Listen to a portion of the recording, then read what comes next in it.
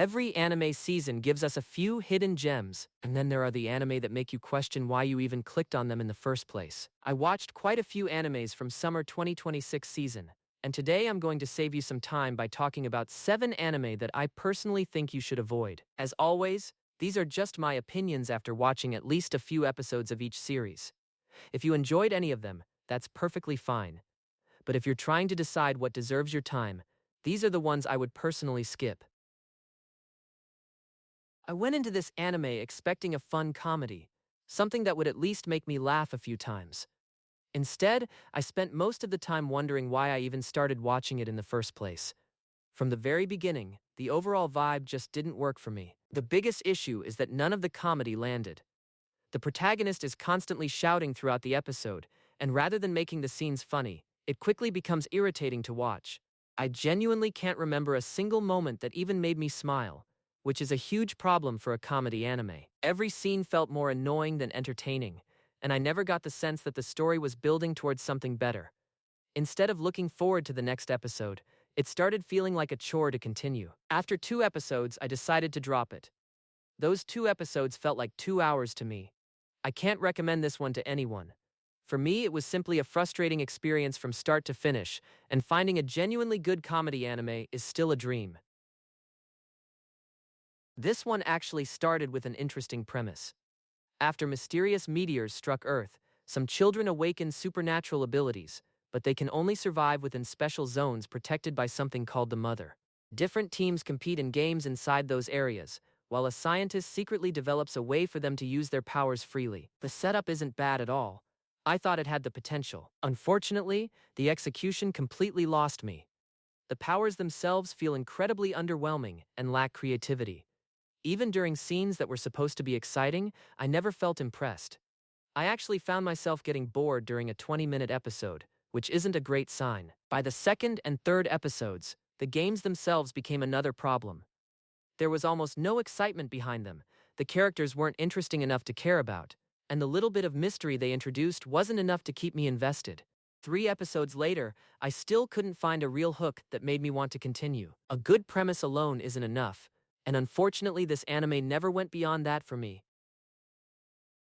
This is one of those generic fantasy anime that you've probably seen dozens of times before. An overpowered level 999 protagonist, monsters, adventurers, demons. Nothing about the setup felt fresh or interesting. I wasn't expecting much going in, but I at least hoped it would keep me entertained. Unfortunately, it couldn't even do that. The animation is really sloppy, the monster designs look incredibly cheap, and the action scenes have almost no impact. Even simple fights somehow end up feeling boring. At one point, I even found myself wondering why the protagonist was manually picking up dropped coins instead of the world having some kind of automatic collection system. That's such a random thing to think about, but that's where my mind went because the episode itself wasn't keeping me engaged. After 3 episodes, the story about humans and demons trying to coexist still failed to hook me. The progression feels slow, the characters never became interesting, and every episode felt like I was forcing myself to finish it instead of actually wanting to watch the next one. I don't think this anime offers anything you can't find done much better somewhere else. Unless you're someone who watches every fantasy series that comes out, I'd say this is an easy one to skip. The title already tells you almost everything about the story. A girl loses her mother and starts living with her stepmother and stepsisters, only to discover that they're actually incredibly kind people. That sounds wholesome on paper, but the anime keeps repeating the exact same formula over and over again. It first makes you think someone is being cruel to the protagonist, and then immediately reveals they actually care about her. The same pattern repeats with almost every family member, and even the servants. After seeing the same misunderstanding multiple times, the emotional impact completely disappears. The protagonist's constant screaming also became difficult to listen to, and outside of those repeated scenes, there really isn't much of a story. It's mostly random slice-of-life moments inside the mansion without anything that made me curious about what would happen next. 3 episodes were enough for me, and I don't think I'll be continuing this one. I went into this anime completely blind, so imagine my surprise when, instead of reincarnating just one protagonist like every other generic isekai, the anime decides to reincarnate the entire country of Japan. I genuinely wasn't expecting that, And for a moment I thought, okay, this could actually do something different. That was about the only interesting thing I found. The animation is painfully weak, with a lot of scenes that are just characters walking around. The action is somehow even worse. The very first enemies are basically cotton balls, yet the anime treats them like they're some terrifying monsters that require a huge battle to defeat. Instead of feeling intense, those fights just ended up making me laugh. It also didn't take long before the anime started setting up another predictable harem around the protagonist. For some reason, while everyone else changes into clothes that actually fit this fantasy world, our main character is still running around in his office suit. That's what I found while watching this great anime, and you can imagine the level of greatness it has. After 3 episodes, I couldn't find a single reason to continue. The unusual setup quickly turns into another forgettable isekai, with weak animation, boring fights, and nothing interesting to keep me invested. First of all, can we just appreciate how ridiculously long this title is? By the time you finish reading it, you've already spent more time on the title than some of the fights in the anime. The story is about a woman who dedicated everything to helping her kingdom, only to be betrayed by almost everyone around her. Her family, her fiancé, and even the people she worked so hard to protect turned against her.